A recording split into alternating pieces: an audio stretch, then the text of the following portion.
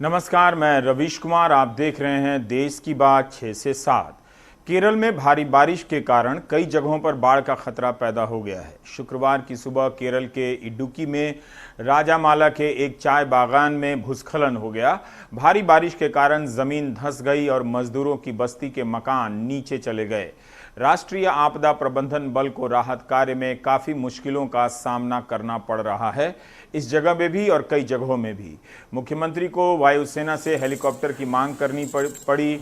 दोपहर बीत जाने के बाद भी 50 लोगों के दबे होने की आशंका जताई जा रही थी। इस भूस्खलन में 13 लोगों की मौत हो गई है, 12 लोगों को बचाया गया है। मन्नार के विधायक ने कहा कि पुल टूट जाने के कारण अपने लोगों तक पहुंच ही नहीं पा रहे हैं।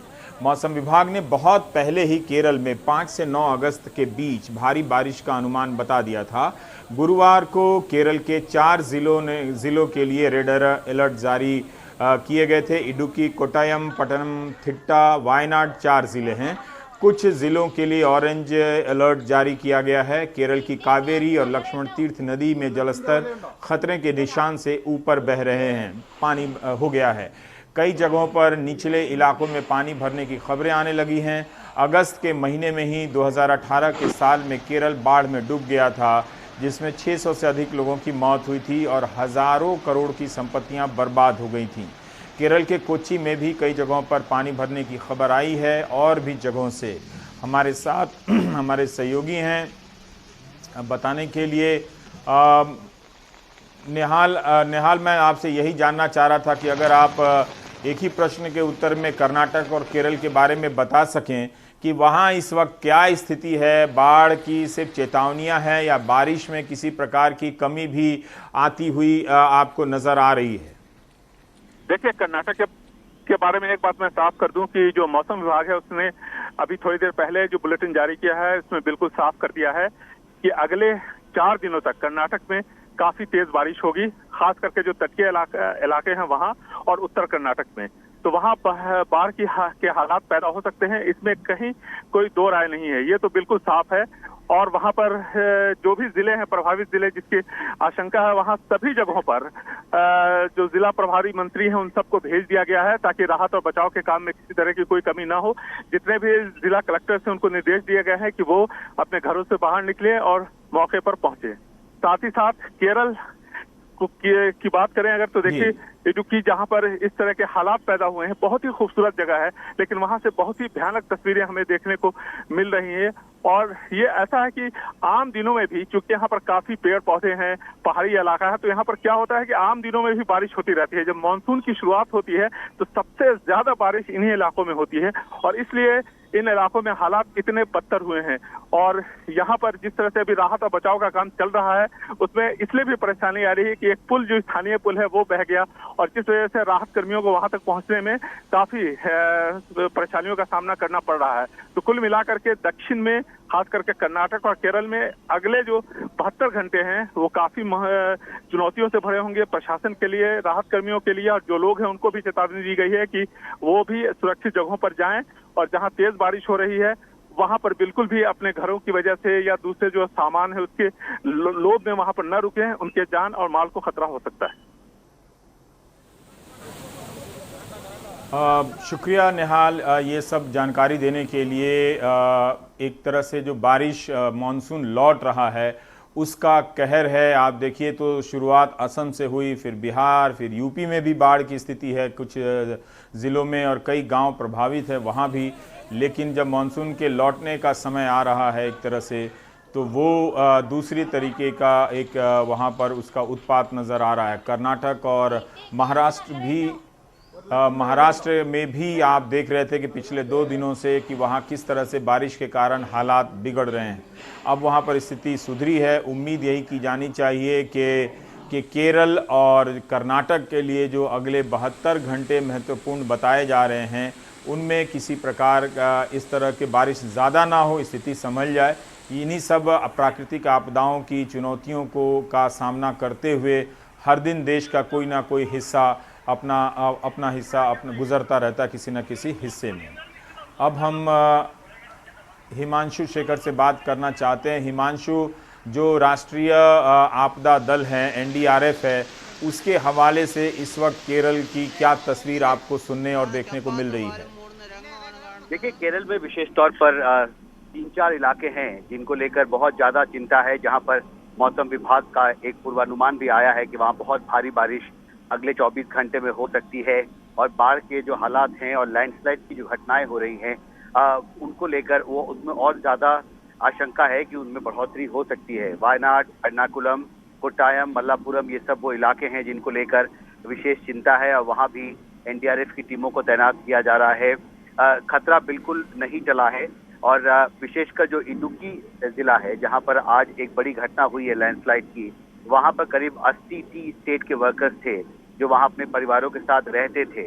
वो पूरा इलाका बहुत ही पिछड़ा इलाका माना जाता है और क्योंकि वहां पे बहुत भारी बारिश हुई है और लैंडस्लाइड हुआ है, इस वजह से फोन कनेक्शन भी कट चुका है। मुख्यमंत्री ने एयरपोर्ट से हेलीकॉप्टर्स की मांग की थी राहत बचाव के लिए, लेकिन निश्चित तौर पर हालात बहुत चिंताजनक हैं और अगले 24 घंटे बहुत महत्वपूर्ण होंगे केरल के लिए। जी, बहुत बहुत शुक्रिया हिमांशु जानकारी देने के लिए। 24 मार्च को जब तालाबंदी हुई थी तब आशा वर्कर, हेल्थ वर्कर और जो नर्स की जो पढ़ाई पढ़ते हैं उन सबको ये बहुत उम्मीद थी कि अस्पतालों में उनकी भर्तियां होंगी, उन्हें सैलरी मिलने लगेगी, लेकिन ऐसा कुछ भी नहीं हुआ। अस्पतालों का जो ढांचा था वो वैसा का वैसा रह गया। 2-4 बिस्तर लगाकर अलग जगह पर फोटो खिंचाकर नेता लोग घर जा चुके हैं। मगर आशा वर्कर लगातार कई वर्षों से बेहद ज़रूरी काम को निभा रही हैं, चाहे वो मिड डे मील की कई तरह की योजना, गर्भवती महिलाओं की योजना है, उससे मातृत्व सुरक्षा की योजना है, उसमें उनकी भूमिका होती है, पोलियो से बचाने में, उसको ख़त्म करने में उनकी भूमिका होती है थी। उन्हें लगा था कि जब कोविड की स्थिति आई है तो एक बार सरकार और समाज का उनकी तरफ न ध्यान जाएगा और उन्हें ये जो 2000, कहीं 1600, कहीं 1800 रुपये मिलते हैं और जो कभी मिलते नहीं हैं, उन सब चीज़ों में सुधार होगा और इसके साथ साथ आशा वर्करों को सुरक्षा उपकरण दिए जाएंगे। सोचिए, जुलाई बीत चुका है, मार्च, अप्रैल, मई, जून, जुलाई के बाद अब अगस्त भी 15 आधे की तरफ प्रस्थान कर रहा है, तब भी वो पीपीई किट और मास्क की जैसी बुनियादी चीज़ों की मांग कर रही हैं। वो क्यों कर रही हैं? इसलिए कि कोई भी 2000 रुपए की कमाई पर नहीं जी सकता है, जबकि कोविड के लड़ाई में उनकी भूमिका बहुत महत्वपूर्ण है। इसीलिए देश की 6 लाख आशा वर्कर 7 और 8 अगस्त को वो लोग हड़ताल पर हैं। ಅಂಗನವಾಡಿ ಆಶಾ ಬಿಸಿಯೂಟ ನೌಕರರ ಕೆಲಸ ಕಾಯಂ ಆಗಲೇಬೇಕು.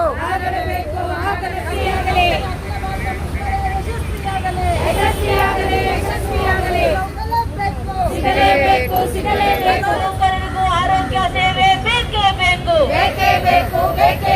PSI ಜಾರಿಯಾಗಲೇಬೇಕು. ನೌಕರರನ್ನು ಕಾಯಂ ಮಾಡಿ ಬಿಸಿಯೂಟ ಆಶಾ ನೌಕರರನ್ನು ಕಾಯಂ ಮಾಡಿ ಫ್ರಂಟ್ಲೈನ್ ವಾರಿಯರ್ಸ್ಗೆ ಸೂಕ್ತ ರಕ್ಷಣೆ ಬೇಕೇ ಬೇಕು. అంగన్వాడీ వర్కర్ హెల్పర్ సమస్యలను వెంటనే జయప్రదం చేయండి. రాష్ట్ర వ్యాప్తంగా జరుగుతున్న కార్యక్రమాన్ని ఐక్యవేద సంఘాల ఐక్యత, ఐక్య సంఘాల ఐక్యత. इंकलाब जिंदाबाद. हमारी मांगे पूरी करो. निकम्मी सरकार को बस्ती से हटा दो. निकम्मी सरकार को बस्ती से हटा दो. और जुमलेबाजी बंद करो. और जुमलेबाजी बंद करो. जब से देश में कोरोना का ये बीमारी जब आया, उस समय से हम लोग घर घर जा कर के प्रवासी मजदूर को देखभाल किए, लेकिन उसके लिए हम लोगों को कोई राशि नहीं मिली। हम लोगों के साथ सरकार बार बार छल रही है।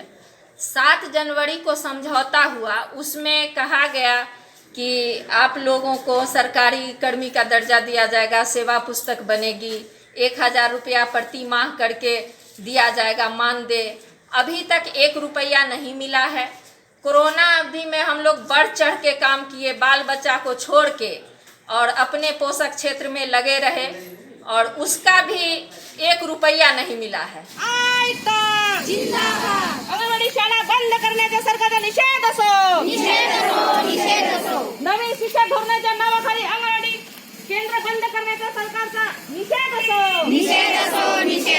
कामगार कायदे मागे घ्या खासगीकरण रद्द करा मागण्या आमच्या हक्काच्या नवीन शिक्षण धोरणाच्या नावाखाली अंगणवाडी केंद्र बंद करणाऱ्या सरकारचा निषेध असो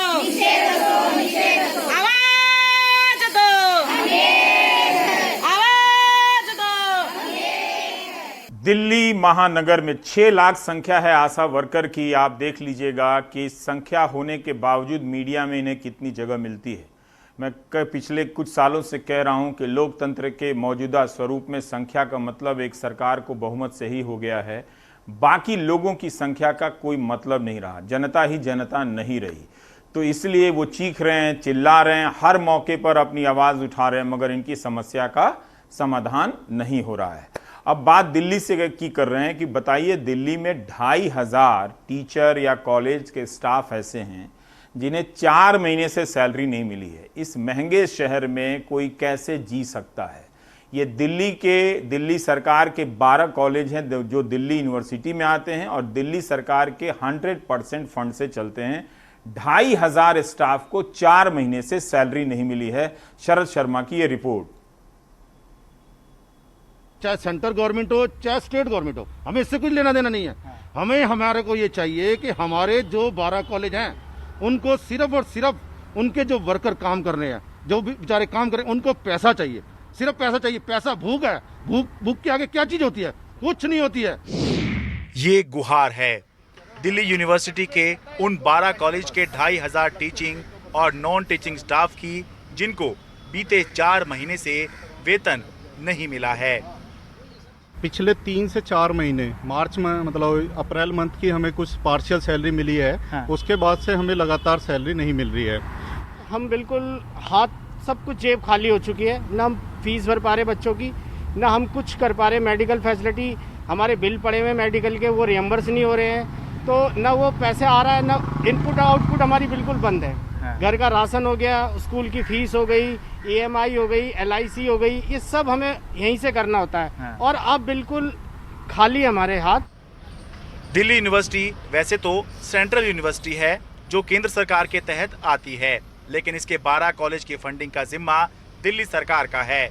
इसको लेकर दिल्ली सरकार और दिल्ली यूनिवर्सिटी आमने सामने हैं। दिल्ली के उप मुख्यमंत्री मनीष सिसोदिया के मुताबिक कॉलेजों का बजट 5 साल में 70% बढ़ाया गया है। इस साल के 243 करोड़ रुपए में से जुलाई तक 56 करोड़ रुपए दिए जा चुके हैं। तब भी वेतन नहीं दिया जा रहा, तो ये भ्रष्टाचार का इशारा है। DU के कुलपति को लिखा भी, लेकिन जवाब नहीं आया।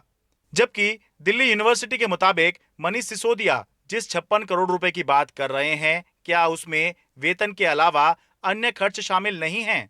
12 कॉलेजों के लिए 56 करोड़ रुपए से 2 महीने का खर्चा भी पूरा नहीं निकलना है। यहाँ CAG को मिलाकर 3 तरह की ऑडिटिंग होती है। ऐसे में भ्रष्टाचार के निराधार आरोप लगाना सही नहीं है।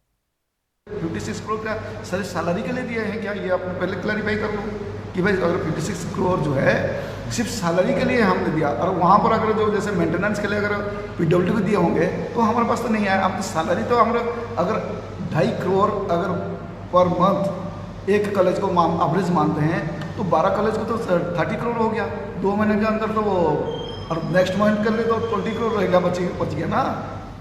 इस मामले में दिल्ली सरकार और दिल्ली यूनिवर्सिटी अपने अपने दावे कर रहे हैं। अब दिल्ली सरकार सही हो सकती है, गलत हो सकती है, दिल्ली यूनिवर्सिटी सही हो सकती है, गलत हो सकती है, लेकिन इन 12 कॉलेजों में जिन टीचिंग और नॉन टीचिंग स्टाफ को वेतन नहीं मिल रहा है, ये तो पूर्ण रूप से गलत ही है। वेतन तो मिलना ही चाहिए। दिल्ली यूनिवर्सिटी से अपने कैमरा सहयोगी शशिकांत झा के साथ मैं शरद शर्मा, NDTV इंडिया। इसमें कुछ भी गलत नहीं है। इस तरह की रिपोर्ट पर अब बिल्कुल ध्यान देने की ज़रूरत नहीं है। शरद की ये रिपोर्ट पूर्व भारत की रिपोर्ट है। 5 अगस्त को नए भारत के उदय का ऐलान हो चुका है, उसकी औपचारिक घोषणा हो चुकी है। इस तरह की रिपोर्ट, सैलरी नहीं मिली, एडमिशन नहीं हुआ, परीक्षा नहीं हुई, इस तरह की जो कहानियां हैं वो पूर्व भारत की हैं, 5 अगस्त से पहले की हैं। संवाददाताओं को भी अब नए भारत की नई नई कहानियों को करने का प्रशिक्षण लेना पड़ेगा। अब चलते हैं सिक्किम, जहां पर एक बहुत ही पौराणिक काल का मंदिर है, किरीटेश्वर मंदिर, वो बाढ़ के कारण खतरे में पड़ गया है।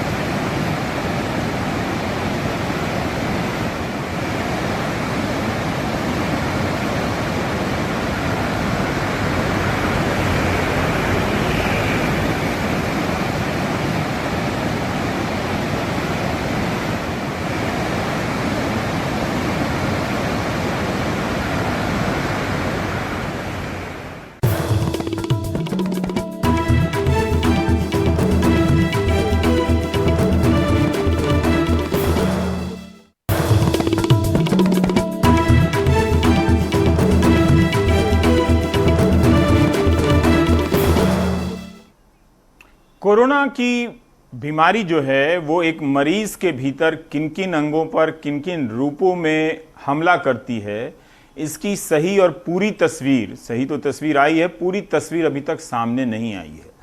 पूजा भारद्वाज की ये एक दूसरी रिपोर्ट है इस सिलसिले में, जो बहुत अहम बात की तरफ इशारा करती है कि डॉक्टर बता रहे हैं कि कोरोना का जो वायरस है वो ब्रेन पर भी हमला करता है और इससे संक्रमित कुछ मरीज ब्रेन हेमोरेज के भी शिकार हो रहे हैं।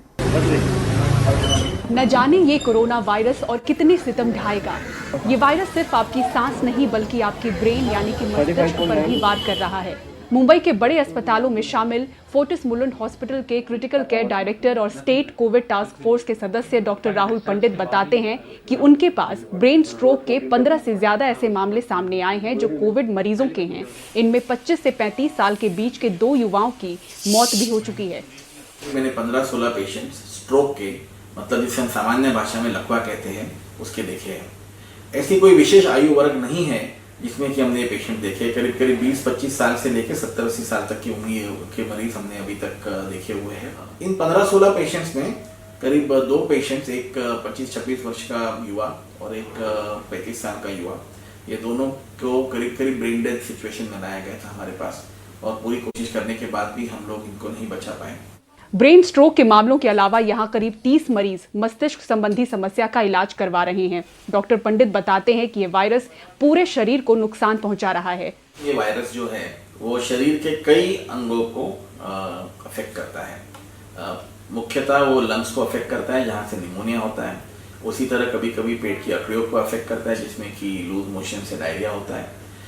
पर ये जो है ये विशेषता शरीर की जो रक्त वाहिकाएं हैं, जिसको कि हम लोग वेसल्स बोले, आर्टरी या वेन्स बोलते हैं, उनमें भी सूजन लाता है।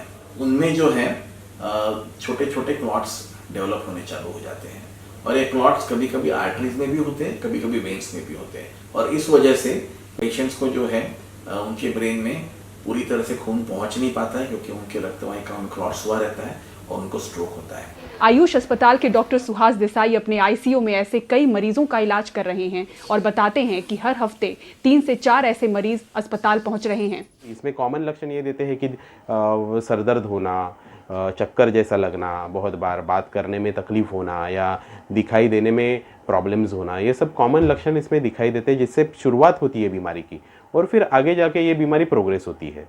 तो जब भी ये लक्षण दिखाई देते हैं तभी इमीडिएट लेवल पे आप आपके डॉक्टर्स को कंसल्ट करें।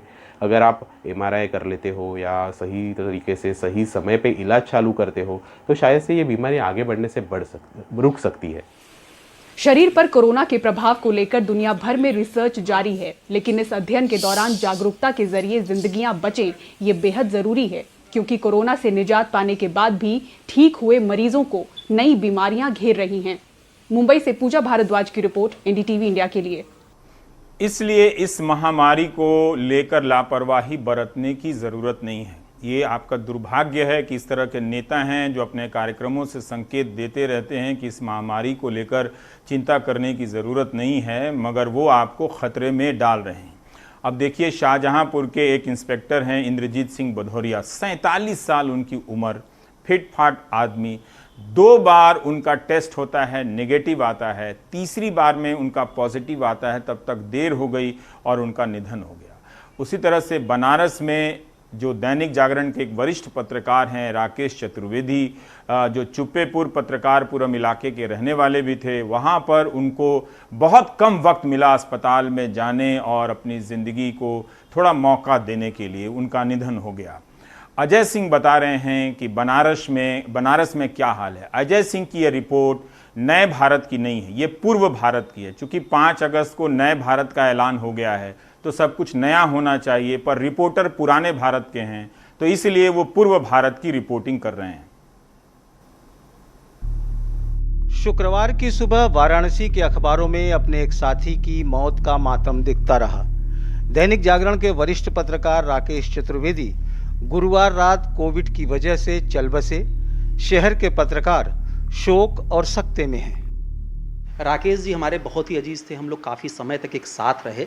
दुख इस बात का है कि हम लोग उनको बचा नहीं पाए। हम लोग पेशे से पत्रकार हैं और राकेश चतुर्वेदी भी एक सीनियर जर्नलिस्ट थे, दैनिक जागरण जैसे संस्थान में काम कर रहे थे। और जैसे ही पता चला उनको सांस में को लेकर तकलीफ थी, हम लोग BHU के लिए कोशिश किए, उनका परिवार लगा था, लेकिन बहुत मशक्क़त के बाद से उनको हॉस्पिटलाइज कराया जा सका। और जब वेंटिलेटर की ज़रूरत पड़ी तो समझ लीजिए कि लगा कि अब कैसे हो पाएगा, वेंटिलेटर मिलना मुश्किल था। आप समझ सकते हैं कि जब पत्रकारों के साथ ऐसी स्थिति है, पूर्वांचल का एम्स कहा जाता है BHU, वहाँ पे इस कदर बद इंतजामी है कि कोई भी कुछ सुनने को तैयार है ही नहीं। BHU अस्पताल से लापरवाही की खबरें पहले भी आती रही। इसके पहले एक मरीज अजय शुक्ला का एक वीडियो वायरल हुआ था। यहाँ 3 एम्बुलेंस लगी हुई है, तीनों में मरीज हैं, तीनों सीरियस पेशेंट हैं, यहाँ ले ही नहीं रहे हैं।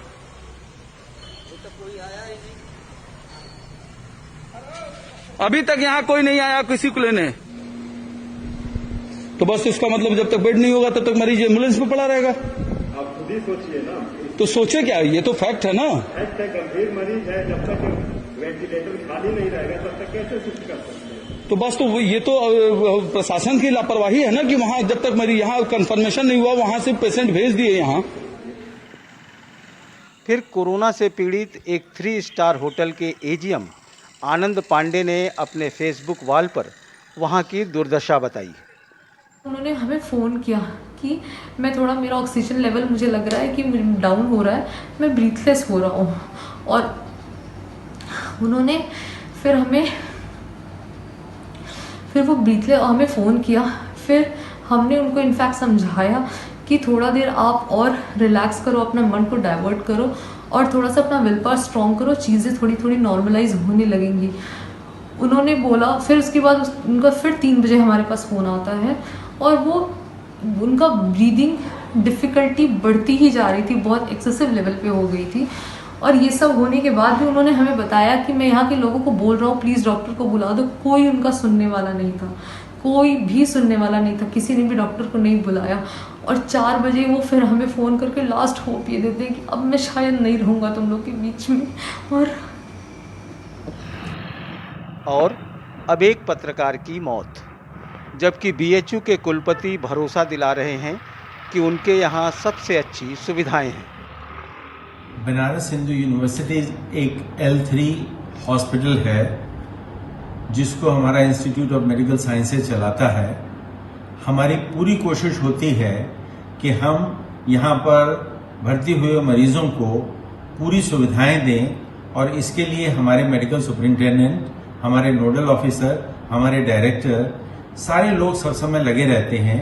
सारे डॉक्टर्स, सारे रेजिडेंट्स सब समय काम करते रहते हैं 24 घंटे। और मैं खुद ये इंश्योर करता हूँ कि सबसे अच्छी सुविधाएं हम अपने मरीजों को दे सकें, जिससे कि वो जल्दी से जल्दी ठीक होकर के जा सकें। बनारस में अब तक कोरोना के 3,924 मरीज हैं, जिनमें 2,068 मरीज ठीक हो चुके हैं और अभी 1,781 मरीज एक्टिव हैं। इनमें गंभीर मरीज का इलाज BHU के अस्पताल में होता है और वहीं से लापरवाही की ज़्यादा खबरें भी आ रही हैं। पूर्वांचल के एम्स कहे जाने वाले बीएचयू के अस्पताल से आ रही लापरवाही की खबरें और पत्रकार राकेश चतुर्वेदी की मौत की वजह से लोगों के अंदर डर तो है ही, लेकिन इस बात का ज़्यादा अफसोस है कि लोगों का यहाँ के इलाज को लेकर भरोसा टूट रहा है। ऐसे में जिला प्रशासन, उत्तर प्रदेश सरकार और सांसद प्रधानमंत्री को ठोस कदम उठाना चाहिए जिससे लोगों का ये भरोसा न टूट सके। वाराणसी से अनुज के साथ अजय सिंह, एनडीटीवी इंडिया। बनारस से ये न जाने कितनी इस तरह की रिपोर्ट आ गई है। आप इस रिपोर्ट का पैटर्न देखें। शुरू में लोग कितनी अव्यवस्थाओं के बारे में बता रहे हैं, लेकिन लास्ट में बीएचयू अस्पताल के अधिकारी आते हैं, वो इस तरह की बात करते हैं कि पहले बताने वाले जो लोग थे अपनी व्यथा को, वो सब झूठे थे। अब आप सच सुन रहे हैं कि सारी व्यवस्थाएं ठीक हैं, इस तरह से हैं। खैर, ये सब पूर्व भारत की रिपोर्ट हैं, लेकिन इन सब चीज़ों को ठीक करने के बाद अगर नए भारत का ऐलान किया जाता तो और अच्छा होता। अब हम पिथौरागढ़ चलते हैं। वहाँ पर 20 गांव के लोग नाराज़ हैं, प्रदर्शन कर रहे हैं कि उनके गांव जाने का रास्ता कब खुलेगा, क्योंकि पुल टूटे हुए बहुत दिन हो गए।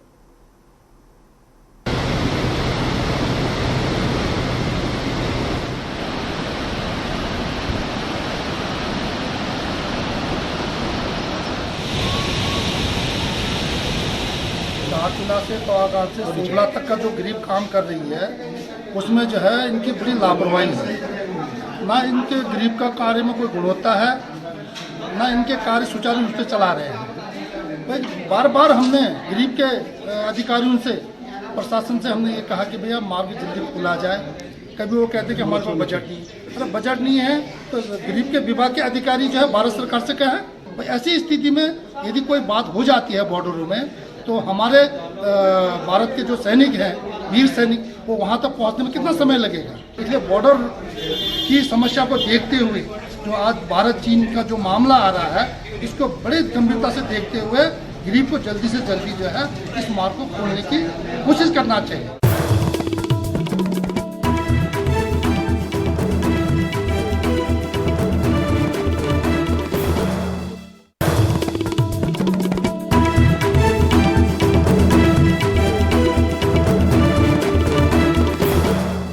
क्या आपको पता है कि एक वक्त में भारत के ही भीतर चावल धान की कितनी किस्में थीं?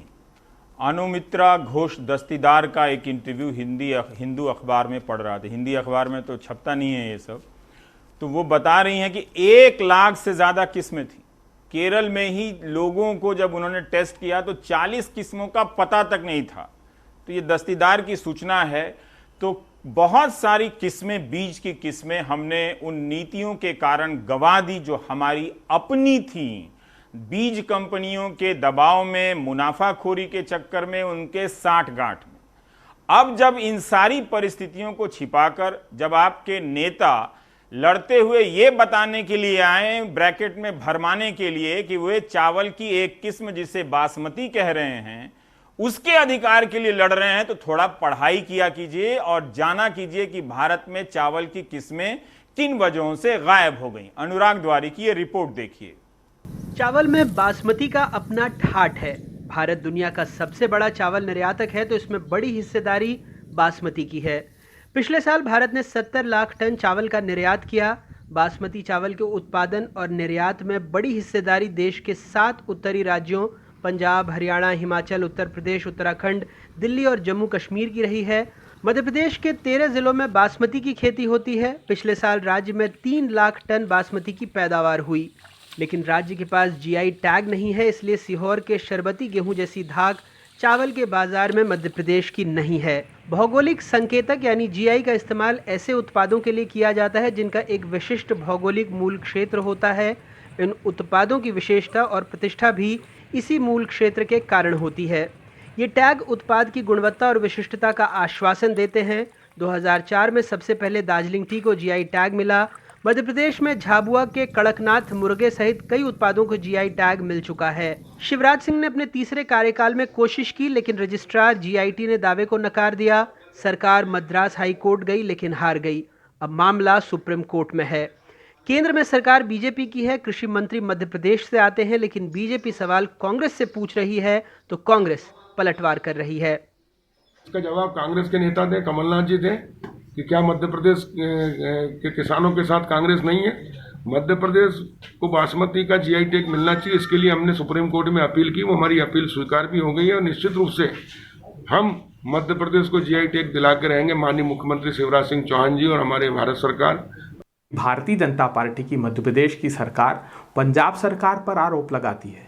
मैं पूछना चाहता हूं शिवराज जी और नरोत्तम मिश्र जी से कि बताएं, क्या केंद्र की मोदी सरकार पंजाब सरकार की एड एंड एडवाइस पर काम कर रही है? दुर्भाग्यपूर्ण बात है, अपनी नाकामियों पर पर्दा डालने के लिए आप कांग्रेस पर आरोप लगा रहे हैं। एक बार अगर मोदी सरकार का दृढ़ता से इस दौरान विरोध कर दिया होता तो इन 7 सालों के भीतर मध्य प्रदेश के चावल उत्पादक किसानों को न्याय मिल चुका होता।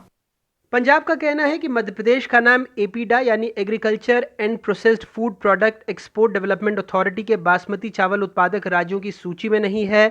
यहां उगने वाली बासमती ब्रीडर बीज की पैदाइश है। वहीं शिवराज ने अपने खत में कहा है कि राज्य के 13 जिलों में बासमती चावल 1908 से पैदा किया जा रहा है। सिंधिया स्टेट ग्वालियर के रिकॉर्ड में लिखा है कि 1944 में प्रदेश के किसानों को बासमती बीज की आपूर्ति की गई थी। हैदराबाद के Indian institute of rice research की रिपोर्ट में दर्ज है कि राज्य में पिछले 25 साल से बासमती चावल का उत्पादन किया जा रहा है। इस बासमती प्रकरण का आर्थिक राजनीतिक फायदा यह है कि जीआई टैग मिला तो शिवराज और बीजेपी की साख बढ़ेगी। हमला करने के लिए कांग्रेसी राज्य सामने है। वहीं पंजाब को डर बादशाहत के खत्म होने और आर्थिक नुकसान का है। देश में सत्ता का पथरीला रास्ता किसानों के बीच से होकर गुजरता है और मध्य प्रदेश में तो 27 विधानसभा सीटों पर उपचुनाव हैं, जिसमें नतीजे सत्ता पक्ष की दावेदारी को मजबूत या कमज़ोर बना सकते हैं। किसानों की कर्ज माफ़ी, बिजली के बिल, यूरिया जैसे मुद्दों पर विपक्ष उसे पहले से ही घेर रहा है। अब 2 राज्यों के बीच चावल युद्ध से मध्य प्रदेश में कांग्रेस और बीजेपी के बीच नई लड़ाई छिड़ गई है। कटनी से आरबी गुप्ता, बालाघाट से रुपेश और भोपाल से कैमरा पर्सन रिजवान खान के साथ अनुराग द्वारी, एनडीटीवी इंडिया। अनुराग द्वारी की इस रिपोर्ट से ज़्यादा हैरान होने की बिल्कुल ज़रूरत नहीं है, चूँकि ये नए भारत के उदय के पहले ही इन्होंने ज़रूर सोच लिया होगा, इसलिए इन्होंने किया है। तो ये पूर्व भारत की पुरानी कहानियाँ हैं। नए भारत में अब कुछ नई कहानियाँ आनी चाहिए, लेकिन अगर आप वाकई इन बातों के अलावा गंभीर हैं या जानने के लिए, तो ज़रूर जानने का प्रयास कीजिए कि आपके बीजों का क्या हुआ। क्या किसान का अपने बीज पर, जिसे वो परंपराओं के ज़रिए सदियों से बचाकर सुरक्षित रखता आया था, क्या उस पर अब उसका हक बचा हुआ है? क्या उसके पास वो बीज है?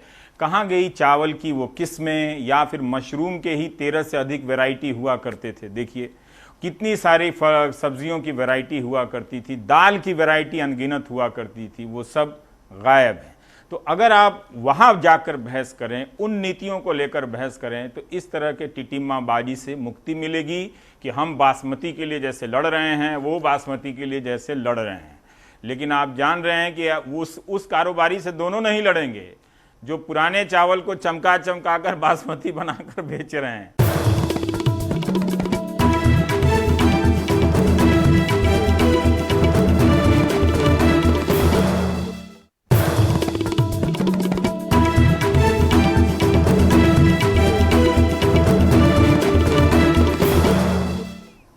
उत्तराखंड के एक आईपीएस ऑफिसर हैं बरजिंदर सिंह जीत। 12 साल की नौकरी में 8 साल तबादला हुआ है, यानी वो कहीं भी टिक कर नहीं रह पाते होंगे। उनके वजहों क्या वजह है कि दोनों तरह के राजनीतिक दलों की सरकारों में बरजिंदर सिंह जीत तबादले का शिकार होते रहे, और भी क्या उनकी ईमानदारी से किसी को दिक्कतें हुई? दिनेश मानसेरा की ये रिपोर्ट देखिए। आईपीएस बलजिंदर सिंह, जिनके पास आम लोग अपनी परेशानियां लेकर आते हैं, वो ही अपने अफसरों से परेशान हैं। कई महीने परेशान किया गया और फिर तबादला कर दिया गया, रिजर्व पुलिस में भेज दिया गया, सेना नायक बनाकर, जबकि कायदे से 2 साल से पहले उनका तबादला नहीं किया जा सकता है। निराश हताश आईपीएस बलजिंदर सिंह को अदालत की शरण लेनी पड़ी। हालांकि मुख्यमंत्री तबादले को सामान्य प्रशासनिक प्रक्रिया बता रहे हैं। कोई अधिकारी अगर ये कहता है कि मुझे हटाया गया, तो मैं समझता हूँ कि उनको एक तो पहली बात है कि उनको ये बात नहीं बोलना चाहिए। हम हर किसी को अवसर देते हैं, और स्थानांतरण स्वाभाविक भी होते हैं, कोई नई बात नहीं है। कई बार कोई बहुत अच्छे भी होते हैं, उनको भी उनकी आवश्यकता दूसरी जगह पर होती है। हमारे जो पुलिस के वरिष्ठ अधिकारी हैं वो तो हमेशा तत्पर रहते हैं और उनकी नाते ख्याति भी है कि वो बहुत लिबरल रहते हैं, बहुत तरीके से बात करते हैं, हर किसी की बात सुनते हैं, तो उनको उनके पास अपनी बात कहना चाहिए था। राज्यपाल के एडीसी रहे आईपीएस असीम श्रीवास्तव ने भी निजी वजहों से वीआरएस मांगा है। उनकी फाइल को फिलहाल बड़े अफसरों ने दबा रखा है। सूत्रों के मुताबिक एक और प्रमोटी आईपीएस मुकेश कुमार चौहान भी लंबी छुट्टी लेकर अपने गांव चले गए हैं। फिलहाल उनकी नियुक्ति पुलिस मुख्यालय में एआईजी के पद पर है। इन मामलों में डीजीपी रतूड़ी की चुप्पी को लेकर भी सवाल उठ रहे हैं। विपक्ष कह रहा है कि अफसरों का इस तरह कोर्ट जाना अच्छी परंपरा नहीं है। वैसे बहुत अच्छा नहीं है कि नौकरशाही को कोर्ट जाना पड़े। न्याय मांगने के लिए उन्हें मुख्यमंत्री पर भरोसा ना रहे, विभागीय मंत्री पर भरोसा ना रहे, अपने चीफ सेक्रेटरी पर भरोसा ना रहे और उन्हें न्यायालय जाना पड़ा। ये सरकार के हक में अच्छा नहीं है। इस तरह की खबरें किसी भी लोकतंत्र जनतंत्र के लिए, अच्छी सरकारों के लिए शुभ संकेत नहीं है। उत्तराखंड छोटा सा शांत राज्य है जहां से इस तरह की खबरें नहीं आती, लेकिन पुलिस लॉबी में इस तरह का संतोष कहीं किसी कमजोर शासन व्यवस्था की हकीकत को तो बयान नहीं कर रहा है। देहरादून से दिनेश मानसेरा की रिपोर्ट, एनडीटीवी इंडिया। अब आप ही बताएं, नए भारत के उदय का ऐलान हो चुका है, लेकिन इन सब कहानियों का हम क्या करें? इस नए लैंडमार्क का हम इस्तेमाल कैसे करें? क्या इस तरह की पुलिस की तबादले की कहानियों को बंद कर दिया जाए? सुप्रीम कोर्ट को आदेश दिए हुए कि पुलिस सुधार की एक व्यवस्था बनाने की बहुत ज़रूरी है, अब 16-17 साल हो चुके हैं, तो क्या उन सब पर पर्दा डालकर नया भारत बन जाने वाला है? ये कैसा भारत है कि 4 दिन के भीतर ही पुराने भारत की स्टोरियों की बाढ़ आ गई है? तो आप देख रहे थे देश की बात 6 से 7। नमस्कार।